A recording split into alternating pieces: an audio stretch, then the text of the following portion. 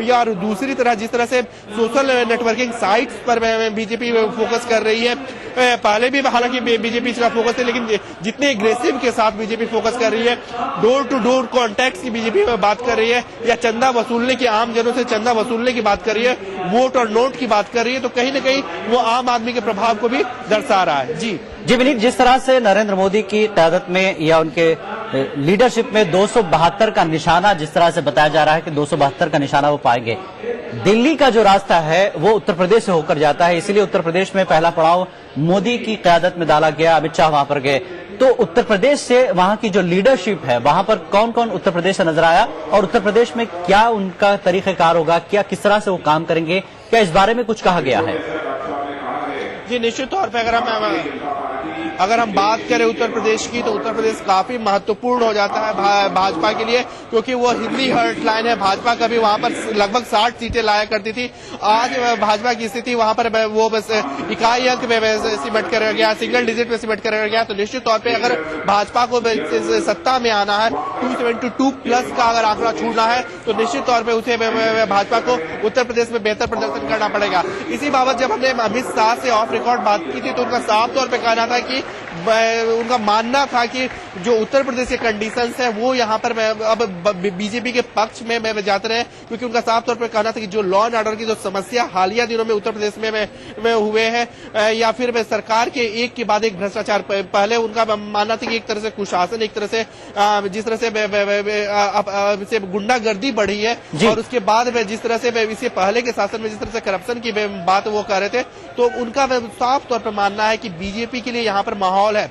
अमित शाह से जब हमने इस बारे में बात की, तो उनका साफ तौर पे कहना था कि माहौल बीजेपी के पक्ष में, लेकिन अब यहाँ पे जरूरत है कि जो माहौल बना है वह जो स्थापित सरकार है, चाहे वो समाजवादी पार्टी हो, चाहे बसपा हो, चाहे वो कांग्रेस हो, उनके विरोध में जो माहौल बना है उसे अपने पक्ष में लाया जाए। इसके साथ ही साथ उन्होंने यह भी कहा था कि उत्तर प्रदेश में सीट बार हर एक सीट को लेकर के स्पेसिफिक तैयारी में करने की बात हो रही है। हालांकि भाजपा यह साफ तौर पर यह कह रही है कि वो हर एक सीट पर अलग अलग तैयारी करेगी और हर एक राज्य में अलग अलग टारगेट देगी। उत्तर प्रदेश की अगर हम बात करें तो 80 टारगेट 80 है वहां पर, क्योंकि उत्तर प्रदेश की बीजेपी का यह मानना है कि जितनी ज्यादा सीटें उत्तर प्रदेश या हिंदी हॉटलाइन से लाया जा सके उतना ही अच्छा वहां पर रहेगा, और बीजेपी इसी को लेकर के चल रही है। जब हमने बीजेपी नेताओं से बात की तो उनका साफ तौर पर कहना था कि लगभग 60 सीटें वो पहले जीत चुके हैं। 99 की बात हो तो वो लगभग 60 सीटें वहां पर जीत चुके हैं,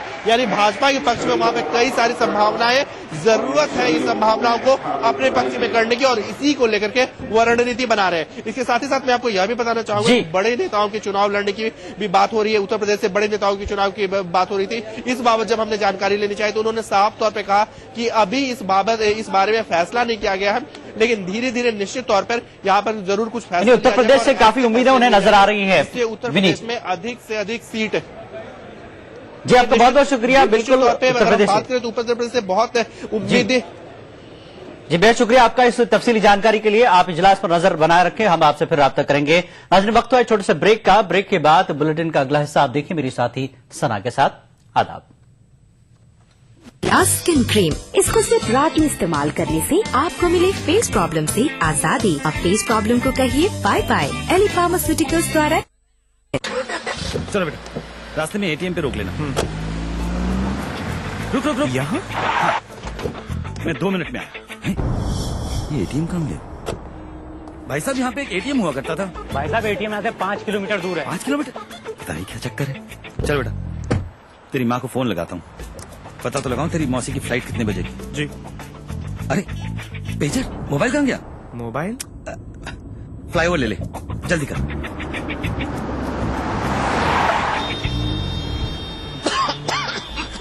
इतना ट्रैफिक, ये फ्लाईओवर कहाँ गया? कौन सा फ्लाईओवर पापा? चल मेट्रो लेते हैं। अरे ये मेट्रो कहाँ गई? मेट्रो? चलो। अरे भाई साहब, यहाँ पे एक एयरपोर्ट होता था, एयरपोर्ट। बावड़ा हो गया क्या था वो? एयरपोर्ट यहाँ? पापा को हो क्या गया है? अरे यार हेलो सुनो, वो नया वाला एयरपोर्ट तो यहाँ पे है ही नहीं। एयरपोर्ट नहीं है मतलब? नींद में हो क्या तुम? उठो उठो उठो।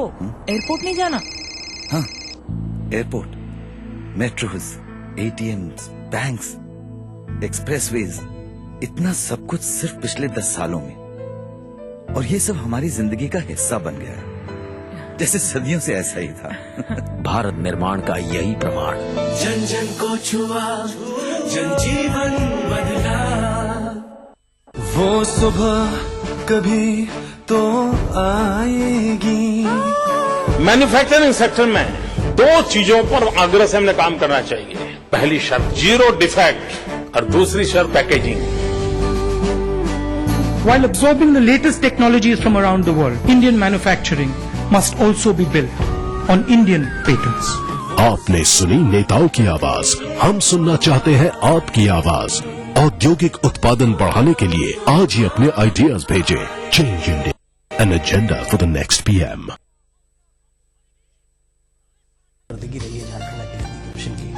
उसमें जो भी शिकायतें आई हैं उसमें कितनी कामयाबी मिली है उन शिकायतों को निपटाने में। देखिए, जो छोटे छोटे मामलात है उसमें तो तुरंत हम लोगों को कामयाबी मिल जा रही है। क्या आप महसूस करते हैं कि वो झारखंड अक़लियती कमीशन को और भी इख्तियारात मिलने चाहिए? हम लोग को कोई ऐसी पावर दी जाए, खास करके सूचना जो आयोग के पास में पावर है, इन्फॉर्मेशन कमीशन के पावर में कुछ हम लोग को दंड देने का या फिर हम लोगों को कुछ कम से कम फाइन करने का भी पावर दिया जाए, जिससे कि अधिकारियों और ऑफिसर्स में पकड़ बन सके। 1 साल के अंदर कई इलाकों का आपने दौरा किया, कई अजला का आपने दौरा किया, क्या वहाँ पे खामियां आपने पाया है? कहीं न कहीं अक़लियतों के साथ तो नाइंसाफी हो ही रही है। नाइंसाफी इस बुनियाद पे क्योंकि उनको उनके पॉपुलेशन के हिसाब से उनको हक उनको नहीं मिल रहा। झारखंड अक़लियती कमीशन के चेयरमैन डॉक्टर शाहिद अख्तर से देखिए एक खास मुलाकात इतवार दोपहर 1:30 बजे सिर्फ ईटीवी उर्दू पर।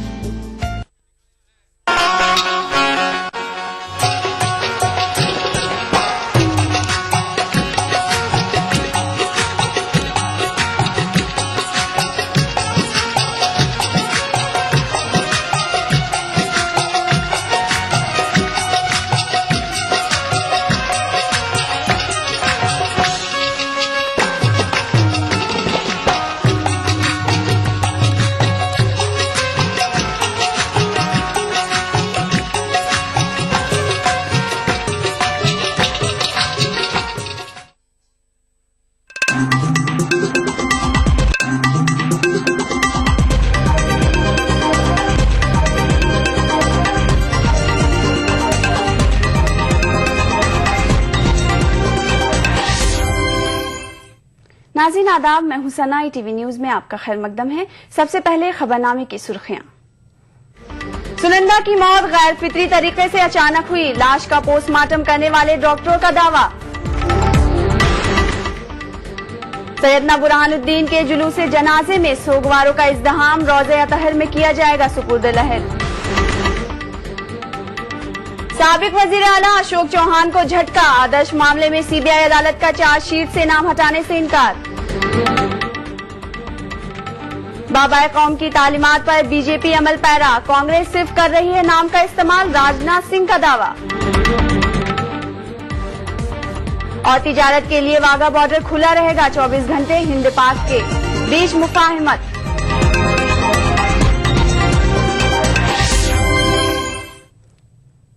नाज़रीन, ये थी सुर्खियां। अब खबरें तफसील से।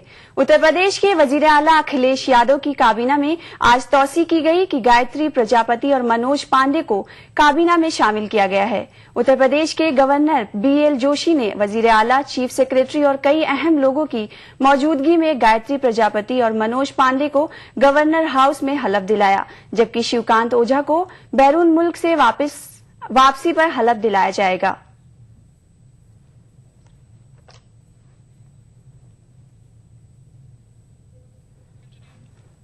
दिल्ली के वजीर कानून सोमनाथ भारती ने पेशे वकालत का लाइसेंस सरेंडर करने का फैसला किया है।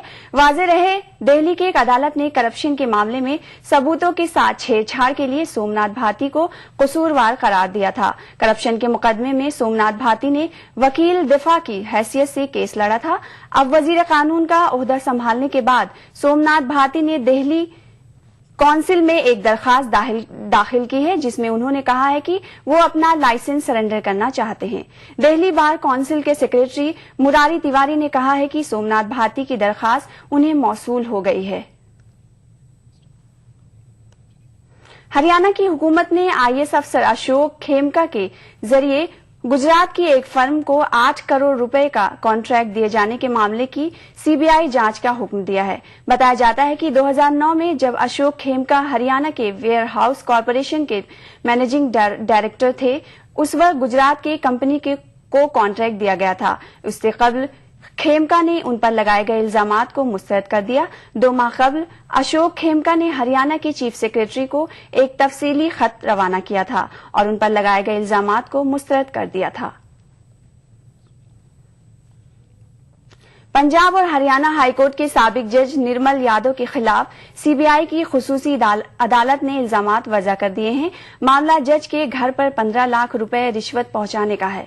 सीबीआई अदालत ने ये कार्रवाई अपने खिलाफ ट्रायल कोर्ट की कार्रवाई रुकवाने से मुतालिक निर्मल यादव की अर्जी सुप्रीम कोर्ट के जरिए ठुकराए जाने के बाद की है। साबिक जज निर्मल यादव के अलावा इस मामले में हरियाणा के साबिक additional advocate general Sanjeev Bhesan, Delhi के होटल कारोबारी रविंद्र सिंह, चंडीगढ़ के ताजुर राजीव गुप्ता और निर्मल सिंह भी मुलजिम हैं। आम आदमी पार्टी लीडर विनोद कुमार बिन्नी के तेवर जूं के तूं बरकरार हैं। उनका कहना है कि उन्होंने कोई गलत काम नहीं किया है। विनोद ने कहा कि अगर आवाम के मसाइल उठाना गलत है तो अब तक पार्टी के आली क़यादत भी तो वही करती रही है। ख्याल रहे कि आम आदमी पार्टी ने विनोद कुमार बिन्नी को वजह बताओ नोटिस दिया है और उन्हें जवाब दाखिल करने के लिए आज शाम 5 बजे तक का वक्त दिया है। दिल्ली के लक्ष्मी नगर के एमएलए ने अरविंद केजरीवाल की क़यादत वाली दिल्ली हुकूमत पर आवाम से किए गए वादों से इनहराफ का इल्जाम लगाया है। सेक्शन इन्होंने लगा के भेजा है, इमोरल और इलीगल उसमें कहा गया है। तो इमोरल में ना तो मैंने किसी वैसी लैंग्वेज का यूज किया है कहीं भी प्रेस कॉन्फ्रेंस में। इलीगल क्या है मुझे नहीं समझ में आता कि भाई इलीगल क्या है। अगर जनता के मुद्दे उठाना इलीगल है तो आपने भी तो वही काम किया पूरी पिछले 1.5 वर्ष और 2 वर्षों में। आपने वही मुद्दे उठाए, वो मैंने उठाए। अगर वो मुद्दे उठाना गलत है और इलीगल है तो फिर आपने भी इलीगल काम किया। और इमोरल मैंने कभी किसी ऐसी भाषा का प्रयोग नहीं किया, किसी को गाली नहीं दी। मैंने जी करके, भाई जी कह के, अरविंद भाई कह के हमेशा संबोधन किया, तो मुझे लगता नहीं। और इस 6A में इसके अलावा थोड़ा सा, क्योंकि नोटिस भेजा तो उन्होंने बायलॉज की कॉपी भी साथ में भेजनी चाहिए थी। उस बायलॉज की कॉपी क्योंकि हमने कहीं किसी मेंबर को नहीं मिली है, किसी विधायक को नहीं मिली है, किसी उसमें क्या है, उसमें फैक्ट्स क्या है, वो सबके सामने आने चाहिए। तो मैंने ये एक जवाब इसका बनाया कि 6A की परिभाषा क्या है, इसके लिए बायलॉज की कॉपी भेजा जाए। और ये दोनों चीजें जो आपने लिखी है मेरे हिसाब से ठीक नहीं है, मैं इसका जवाब बना के भेजा। अपने स्टैंड पर कायम है? बिल्कुल, पहले दिन से जो मेरा स्टैंड था, जो 20 दिन पहले था, जो कल था, जो आज है, वो हमेशा कायम रहेगा, क्योंकि मुद्दे के साथ हम जुड़े हैं, किसी व्यक्ति विशेष से नहीं जुड़े हैं। अच्छा, मुद्दे की आपने बात की और तमाम लोगों का भी आपको समर्थन मिल रहा है, लेकिन सरकार और खासतौर पर पार्टी आपकी जो है उन मुद्दों को मानने को तैयार नहीं। उनका कहना है कि ये सब झूठ बोल रहे हैं। तो आपने कहा था कि अनशन करेंगे, भूख हड़ताल में बैठेंगे, क्या तैयारी इसकी? देखो, दिल्ली की जनता ये देखेगी झूठ कौन बोल रहा है। और रही बात अनशन की, मैं 27 तारीख को मेरा दृढ़ निश्चय है कि मैं 27 तारीख को अगर मुद्दे जो मैं जंतर मंतर पे मेरा प्रयास है, अगर मुझे परमिशन मिलती है तो मैं जंतर मंतर पे बैठूंगा, और नहीं तो फिर और स्थान देखा जाएगा अगर जंतर मंतर परमिशन नहीं मिलती है। लेकिन अभी तो स्टैंड ये है कि जंतर मंतर पे हम 27 तारीख से अनिश्चितकाल के अनशन पे बैठेंगे। आम आदमी पार्टी आंध्र प्रदेश में भी अपनी सियासी सरगर्मियां तेज कर रही है। हैदराबाद शहर में आज आम आदमी पार्टी के रियासती दफ्तर का पार्टी के लीडर प्रशांत भूषण ने इफ्तिताह किया। इस मौके पर खिताब करते हुए उन्होंने कहा कि आम आदमी पार्टी आंध्र प्रदेश में भी मुस्तहकम हो रही है। याद रहे कि आम आदमी पार्टी के एक कारकुन ने शहर के पंजागुट्टा इलाके में अपने मकान को बतौर तोहफा आम आदमी को दिया था।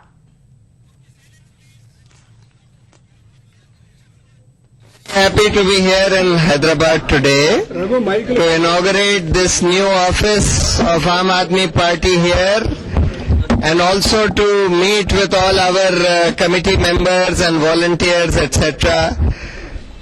As you all know, this office has been donated by a volunteer, Pradeep. It's in the spirit.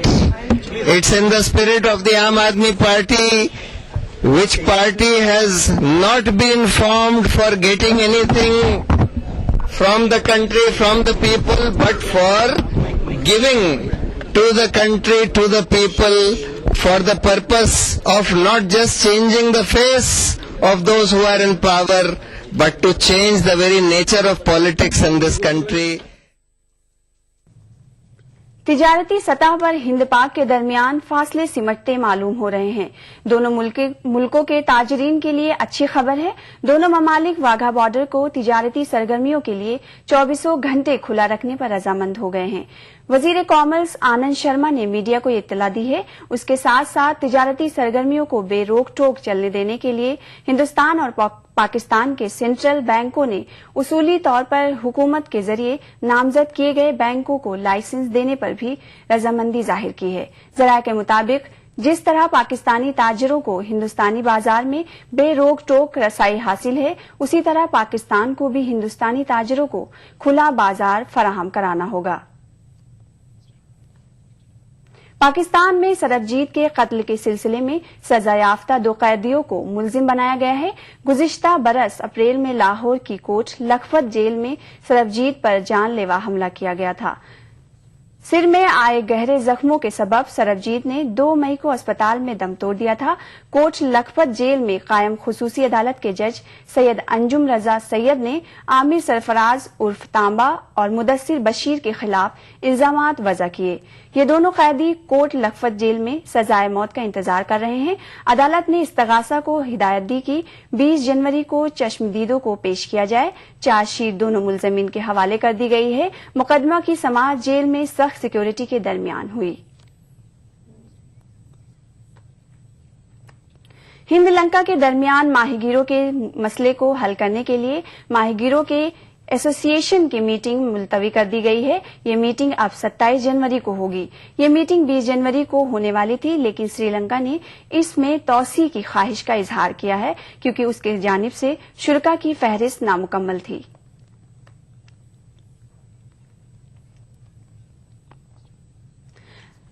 Afghanistan के दारुल हुकूमत काबुल में एक रेस्तोरां के बाहर खुदकश धमाका किया गया, जबकि 2 बंदूक बिरादरों ने सिक्योरिटी गार्डों को हलाक करके रेस्तोरां के पिछले दरवाजे से दाखिल होकर अंदर अंधाधुंध फायरिंग कर दी। इस हमले में 21 अफराद की मौत हो गई। उनमें 12 गैर मुल्की हैं। हमला के वक्त रेस्तोरां गैर मुल्की ग्राहकों और मालदार अफगानियों से भरा हुआ था। तालिबान ने इस हमले की जिम्मेदारी कबूल की है।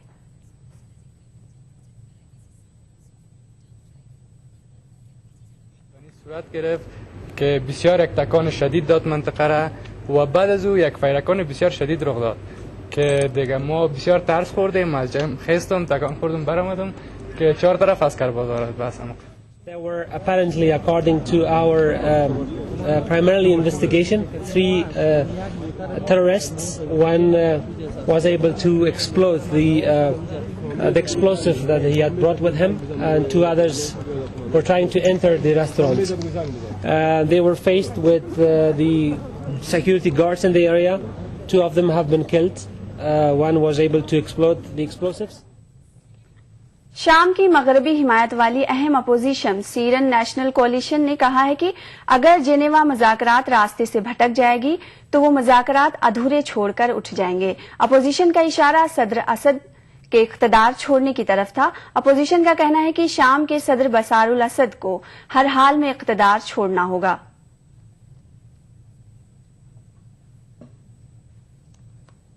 لسنا مجبرين على البقاء إلى الأبد في المفاوضات. نحن إذا وجدنا هناك انحراف في المفاوضات سننسحب. هذه ملكنا. ليس بالضرورة أن نستمر في المفاوضات إلى ما لا نهاية. سنجد الطريق لأنه نقول لهم باي باي، لأنه هذه مسألة لا يجوز الفصال فيها، ما في مفاصلة. بقاء النظام عدم بقاء النظام هذه مسألة محسومة، ليس لدينا فقط، ليس لدى هؤلاء الراعين المؤتمر لديهم تصور كامل على بشار أسد ونظام الحكم يجب أن يرحل. रूस के वजीर खारजा सरगई लारोफ ने कल मास्को में शाम के अपने हममनसब वलीद मुअल्लिम से मुलाकात की। जेनेवा मुज़ाकरात से कब्ल इस मुलाकात को काफी अहम माना जा रहा है। रूस शाम के सदर बशारुल असद का अहम इत्तहादी है। सरगई लारोफ और वलीद मुअल्लिम की मुलाकात का मकसद शाम में जारी जंग के खात्मे के इम्कानात पर तबादला ख्याल करना था। दोनों लीडरों की मीटिंग एक ऐसे वक्त हुई है जब जेनेवा में शाम के अमन मुज़ाकरात का आगाज होने वाला है। ख्याल रहे कि शाम के बहरान और जंग के आगाज के बाद से अब तक किसी भी फरीक ने समझौते की बात नहीं की है। जेनेवा मुज़ाकरात दोनों फरीक को एक मेज पर लाने की एक कोशिश है। सरगेई लारोफ ने कहा कि अमन कॉन्फ्रेंस को शाम की सियासी जमातों के दरमियान तवील मुज़ाकरात के आगाज की एक अलामत के तौर पर देखा जाना चाहिए। लारोफ ने कॉन्फ्रेंस में दोनों फरीक की शमूलियत को अहम बताया। И тем более важно на этом этапе, самом ответственном этапе подготовительной работы, обменяться мнениями и сделать все, чтобы эти попытки не увенчались. उधर शाम के वजीर खारजा वलीद मुअल्लिम ने शाम के बहरान में रूस के रोल की सताइश की। ख्याल रहे कि रूस शाम के सदर बशारुल असद का अहम हामी है, साथ ही रूस असद धड़े को फौजी सामान भी मुहैया करता है। وبالدور الروسي في التسوية السلمية للأزمة السورية। ख्याल रहे कि शाम की अपोजिशन चाहती है कि जनीवा मुज़ाकरात में इक़्तिदार की मुंतकिली का मौजू सर फहरिस्त रहे, जिसके बाद सदर असद को ओहदा छोड़ना पड़ेगा। मुलाकात के बाद प्रेस कॉन्फ्रेंस से बात करते हुए वलीद मुअल्लिम ने कहा कि हुकूमत शाम अपोजिशन फोर्सेस के साथ जंगी कैदियों के तबादले के लिए तैयार है। Bureau report, ETV news. Australian open में रॉजर फेडरर की जीत का सिलसिला जारी है। उन्होंने टिमुरास को 6-2, 6-2, 6-3 से हराया। क्वार्टर फाइनल में फेडरर का मुकाबला जिले सिमन या सोंगा से होगा। उधर रूसी खिलाड़ी मारिया शारापोवा ऑस्ट्रेलियन ओपन के क्वार्टर फाइनल में पहुंच गई हैं। मारिया ने फ्रांस की एलिस कॉर्नेट को 6-1, 7-6 से हराया। शारापोवा ने जितनी आसानी से पहला सीट 6-1 से अपने नाम किया। दूसरे सेट में उन्हें 1-1 पॉइंट के लिए काफी मशक्कत करनी पड़ी। एलिस ने शारापोवा को कड़ी टक्कर दी, लेकिन बिलाखिर शारापोवा उन पर गालिब आई और सेट 7-6 से जीता। क्वार्टर फाइनल में शारापोवा का मुकाबला सिबुलोकोवा से होगा।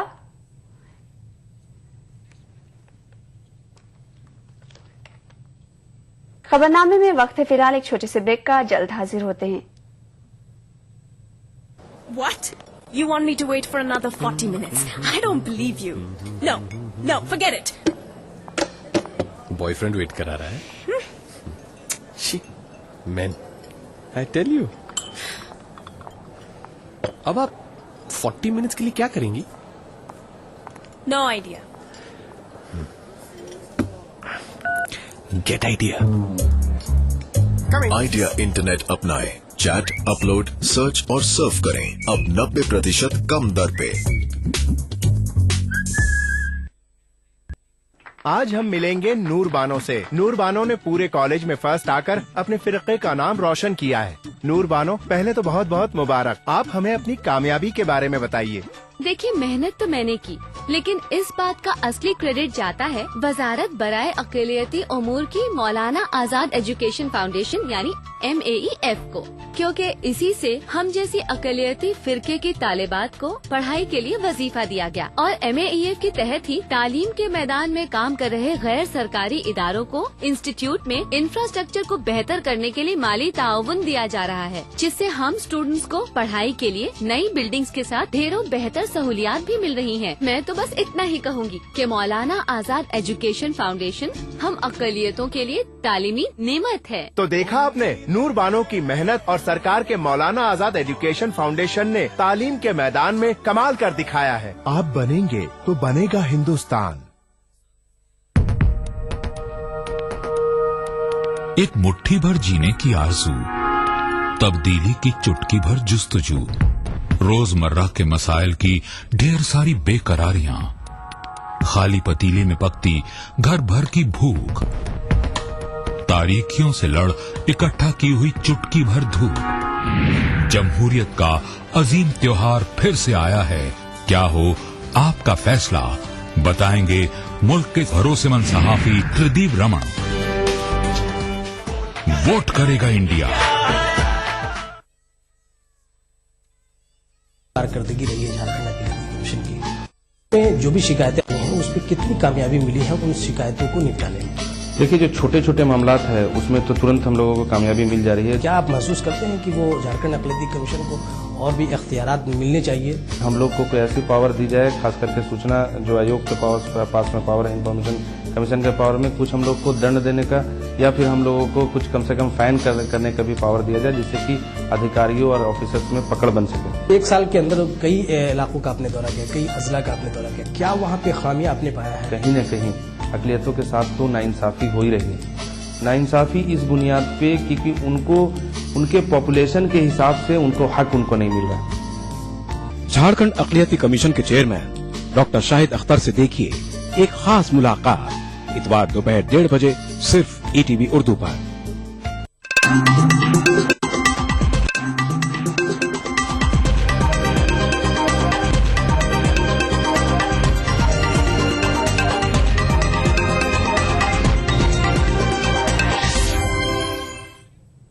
खबरनामे में आपका खैर मकदम है। All India United democratic front ने आम आदमी पार्टी के साथ इत्तेहाद के फैसले पर गौर करने की बात कही है। MP बदरुद्दीन अजमल ने कोलकाता में IAUDF के दफ्तर के इफ्तिताह के मौके पर इस बात का इजहार किया। AIUDF के सरबराह ने कहा कि उनकी पार्टी मगरबी बंगाल के 12 लोकसभा सीटों पर इलेक्शन लड़ेंगी। ये इससे पहले शायद पूरे जितने रिकॉर्ड थे वो सारे तोड़ दिए गए। बंगाल का अपना इशू ये है कि सबसे बड़ी बात यह है कि 2.5 साल हो गए दीदी को आए हुए। दीदी ने वादा किया था कि हम मुसलमानों के लिए और जो पिछड़े लोग हैं उनके लिए सब कुछ कर देंगे। अब दीदी कहती है कि मेरे पास फंड नहीं है, सेंट्रल मुझे पैसा नहीं दे रहा है। अच्छे लोग हैं, पढ़े लिखे लोग आ रहे हैं, लेकिन अब हम देखना चाहते हैं कि सूरज कितना उठता है, क्योंकि यही आप पार्टी वाले का अभी 1 हफ्ता भी नहीं हुआ, 10-15 दिन के अंदर बहुत सी चीजें इनके भी सामने आ रही है, तो एकदम से देखा जाएगा उसके बारे में। बज़्म फरोग अदब कोकन के ज़ेर एहतमाम तुड़ैल में एक सिंपोजियम हुआ। उर्दू अदब के फरोग में कोकन का हिस्सा के उन्वान से मुनक्किदा इस सिंपोजियम में उर्दू के मुमताज स्कॉलर्स ने शिरकत की और कोकन की अदबी सरगर्मियों पर रोशनी डाली। महाराष्ट्र में सरजमीन कोकन को जियालों के सरजमीन के हवाले से तो सभी जानते हैं, लेकिन उर्दू अदब के हवाले से यहाँ की सरगर्मियां मंजर-आम पर नहीं आ सकी। उर्दू अदब की तारीख में भी इस खित्ते की अदबी सरगर्मियों का कोई हवाला नहीं। सिंपोजियम के मेहमान खुसूसी खतीब कोकन अली M शमसी ने कोकन की उर्दू अदब की तारीख पर कुछ इस तरह से रोशनी डाली। इनका कहना है कि अब जबकि मुल्क में उर्दू के दबिस्तान टूट रहे हैं, ऐसे में लोगों की निगाहें सरजमीन कोकन की जानिब है। यहाँ पर उर्दू का दबिस्तान बनने की फजा साजगार है। दरअसल इस वक्त कोकन की फिजा जो है ये उर्दू के दबिस्तान बनने की फिजा है। यहाँ स्कूलों का, उर्दू स्कूलों का, जूनियर कॉलेज का जाल बिछा हुआ है। उसके अलावा दीनी मदारिस भी है, तो उर्दू का जो है बड़ा माहौल बना हुआ है। इससे पहले भी चूंकि यहाँ कोई तहकीक करने वाला नहीं था, लेकिन हम जैसे थोड़े बहुत जानने वाले लोग जानते हैं कि 250 साल पहले हमारे रत्नागिरी में मौलवी इस्माइल बुढ़िया ने जंतर मंतर उर्दू का प्रेस कायम किया था। अब जो फिजा बनी है जिसमें उर्दू के जानने वालों की तरबियत हो रही है, और अब जिस जगह हम आए हैं कई एक नाम हमारे जहन में उछलते हैं। आजाद नूह तुड़िल भी यहाँ के थे, साकिब तुड़िल भी यहाँ के थे, साहिल तुड़िल भी यहाँ के थे, और नूही और ये तमाम जो वाबस्तगियां देख रहे कि इस वक्त उर्दू के लिए इससे ज्यादा उस्तवार माहौल किसी जगह है हिंदुस्तान में, ऐसा मैं महसूस नहीं करता। मेरे उस्ताद अब्दुर्रहीम नश्तर साहब, उन्होंने मुझे बच्चों की आदत तख्लीक करने के लिए तवज्जो दिलाई। दिल्ली से निकलने वाला बच्चों का रिसाला निराली दुनिया, उसमें वो नज़्में शाया हुई और वहीं से बच्चों के लिए आदत तख्लीक करने का मुझ में जुनून पैदा हुआ। 30 साल पहले कोकन के मुहिबान उर्दू ने बज़्म फरोग उर्दू कोकन के नाम से एक इदारा कायम किया। ये इदारा उर्दू अदब के फरोग, तरवीज व इशाअत में अहम रोल अदा कर रहा है। तज़किरा शोरा कोकन के इशाअत का सेहरा इसी इदारे के सर जाता है, जिसके जरिए सैकड़ों साल कदीम उर्दू सरमाया महफूज हुआ। इदारे की सरगर्मियां जारी हैं। सिंपोजियम में नौजवान शायर इकबाल सालिक के अदबी अतफाल पर लिखी गई किताब पहला कदम का इजरा भी किया गया। जश्न हो रहा है। वफा साहब, वफा राजेवाड़ी, ये कोहनामक शायर हैं, ये एक जाती हुई नस्ल है, और जिसकी किताब का इजरा हो रहा है इकबाल सालिक पहला कदम, ये एक नई नस्ल, यानी लोग जो रुखसत हो रहे हैं उनके लिए नए लोग जो हैं वो सामने भी आ रहे हैं, नए कलम सामने आ रहे हैं। तज़किरा शोराए कोकन की शक्ल में एक ऐसी अदबी किताब शाये की गई जो कोकन में एक मुस्तनद अदबी दस्तावेज की हैसियत रखती है। बच्चों के अदब से मुतल्लिक शोआए नौ भी बज़्म की एक काबिल कद्र तसनीफ है, जिसे शाये करके बज़्म ने एक और अदबी कारनामा अंजाम दिया है। सिंपोजियम में जहां कोकन के उर्दू अदब का जायजा लिया गया, वहीं कोकन के बाहर उर्दू अदब के हवाले से जो कुछ लिखा जा रहा है उसका कोकन के अदब से मुआवजना भी किया गया। ETV news, Konkan, Maharashtra. मुल्क भर में पोलियो के खात्मे के लिए कल 5 साल तक के बच्चों को पोलियो खुराक पिलाई जाएगी। आज इस जिम्न में आंध्र प्रदेश में शऊर बेदारी रैलियां निकाली गईं। पेश है एक खास रिपोर्ट। पोलियो के तई आवाम में शोर बेदार करने के लिए कर्नूल जिले में एक रैली निकाली गई। कर्नूल जिले के हेल्थ अफसर नरसिमलू ने कहा कि समाज से पोलियो के मुकम्मल खात्मे के लिए हर फर्द को कोशिश करनी चाहिए। उन्होंने कहा कि हुकूमत भारी रकम खर्च करके 5 साल तक की उम्र के बच्चों को पोलियो खुराक पिलाने का इंतजाम कर रही है। उन्होंने अपने नन्हे मुन्ने बच्चों को